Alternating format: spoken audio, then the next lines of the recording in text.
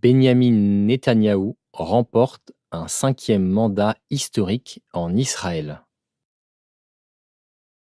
Le Premier ministre israélien Benjamin Netanyahou a décroché un cinquième mandat, le quatrième consécutif, après les élections israéliennes de mardi.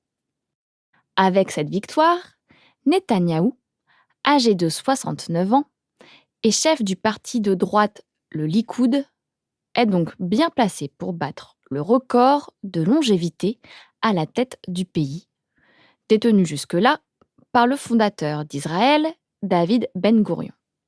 La compétition était très serrée entre Netanyahou et Benny Gantz, un ancien chef d'état-major âgé de 59 ans et membre du parti de coalition centriste Bleu-Blanc. Netanyahou a remporté la course malgré les accusations de corruption et de fraude qui ont été portées contre lui. Il est actuellement visé par des procédures d'inculpation pour ces charges. Le parti Likoud a remporté 35 des 120 sièges du Parlement israélien, la Knesset. La coalition Bleu-Blanc a aussi obtenu 35 sièges.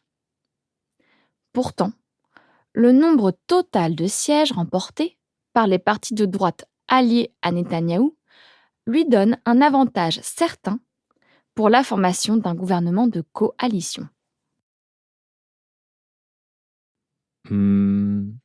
Comment devrions-nous interpréter ces résultats, Valentine?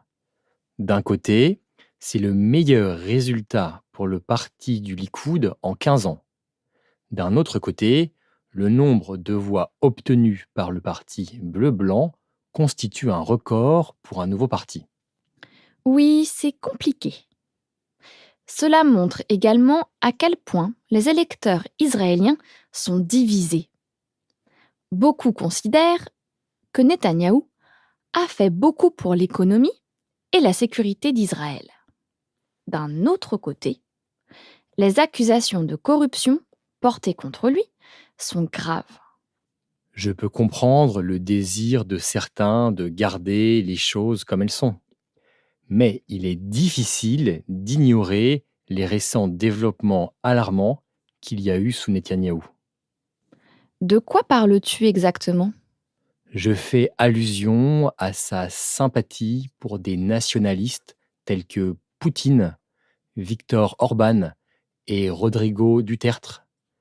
Je fais également référence à son pacte politique avec un groupe d'extrême droite en Israël, Otzma Yehudit, la force juive. Valentine, les membres de ce groupe ont qualifié l'homosexualité de maladie. Certains ont également appelé à l'expulsion des Arabes d'Israël.